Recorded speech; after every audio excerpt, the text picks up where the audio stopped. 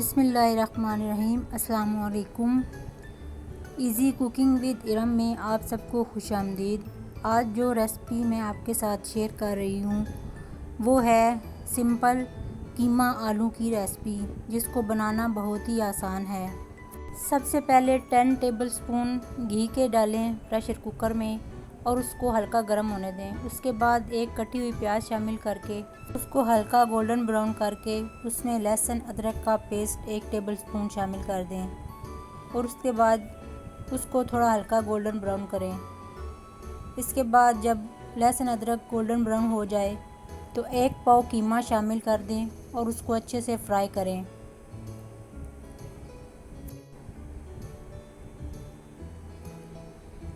یہاں پر ہم نے 5 سے 7 منٹ قیمہ کو فرائی کرنا ہے۔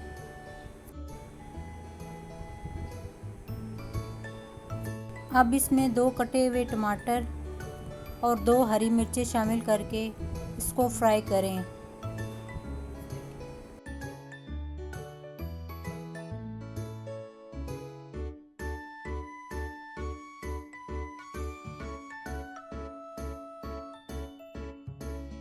اب اس میں سمپل مسالے شامل کرنے ہیں۔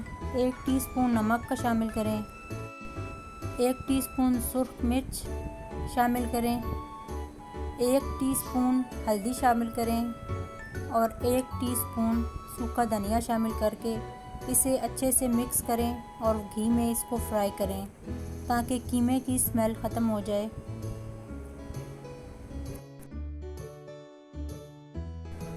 اب اس میں 2 کپ پانی کا شامل کریں اور اب پریشر کوکر کا ڈھکن بند کر دیں۔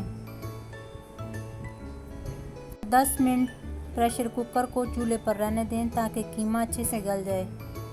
10 منٹ کے بعد پریشر کوکر کا ڈھکن کھولیں اور چیک کر لیں کہ قیمہ گل چکا ہے یا نہیں۔ اور یہاں قیمہ ہمارا اچھے سے گل چکا ہے اور اس میں تھوڑا پانی ہے تو اس کو ہم خشک کر لیں گے۔ اس کے ساتھ ہی اب 4 سے 5 عدد کٹے ہوئے آلو شامل کر دیں گے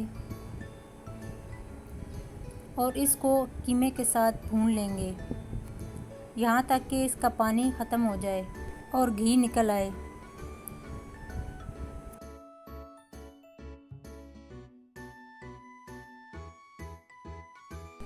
اب اس میں اس پوائنٹ پہ آ کے 2 ٹیبل سپون دہی کا شامل کریں اور اچھے سے مکس کر لیں۔ اب اس کا گھی نکل آیا ہے تو اب اس میں 2 کپ پانی شامل کریں اور اس کو ڈھک کر 10 منٹ کے لیے آلو گلنے تک پکائیں۔ اب اس میں 1 ٹی سپون گرم مسالے کا شامل کریں اور تھوڑا سا ہرا دھنیا شامل کر کے ڈھک کر رکھ دیں۔